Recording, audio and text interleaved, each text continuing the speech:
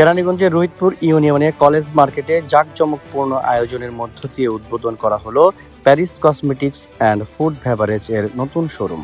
শুক্রবার 21শে আগস্ট বিকেলে 4টায় ফিতা কেটে শোরুমটির আনুমানিক সূচনা করা হয়।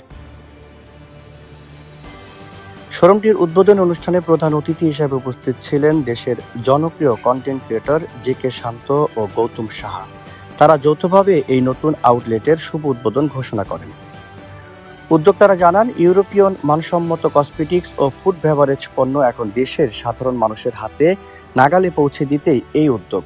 বাংলাদেশের মাটিতে সরাসরি ইউরোপিয়ান প্রিমিয়াম কোয়ালিটির পণ্য সংগ্রহের চমৎকার সুযোগ মিলবে রোহিতপুর ইউনিয়ন কলেজ মার্কেটের দ্বিতীয় তলায় অবস্থিত এই আউটলেটে। উদ্বোধনী অনুষ্ঠানকে কেন্দ্র করে মার্কেট প্রাঙ্গণে নেমেছিল হাজারো মানুষের ঢল। তরুণ তরুণী সহ স্থানীয় ক্রেতাদের উপস্থিতি ও উদ্দীপনার পুরো এলাকা মুখরিত হয়ে ওঠে। আয়োজকদের মতে, রোহিতপুরে এর আগে কোনো শোরুম উদ্বোধন এত বিশাল জনসমাগম ও আলোড়ন দেখা যায়নি। স্থানীয় গ্রাহকদের মাঝে মানসম্মত বিদেশি পণ্যের চাহিদা মেটাতে শোরুমটিতে বিশেষ ভূমিকা রাখবে বলে তারা আশাবাদ ব্যক্ত করেন।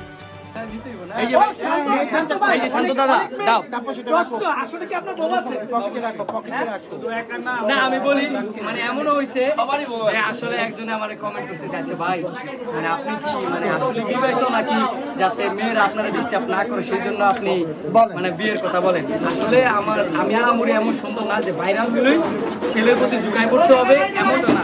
একটা ভালো মনের ছেলে বাছাই করে বিয়ে করা আমি মনে করি উচিত। ওই ভাইরাল মানে যে মেয়েরা ভাইরাল একটা ছেলের কিছু এটাকে ভুল করবেন না। শান্ত কিন্তু সত্যি সেকেন্ড জন্য অনেকে আছে। আমি তো মনে করি অনেক সবাই বলতে গেলে হয়। আচ্ছা না, আমার এত বড় দরকার নাই।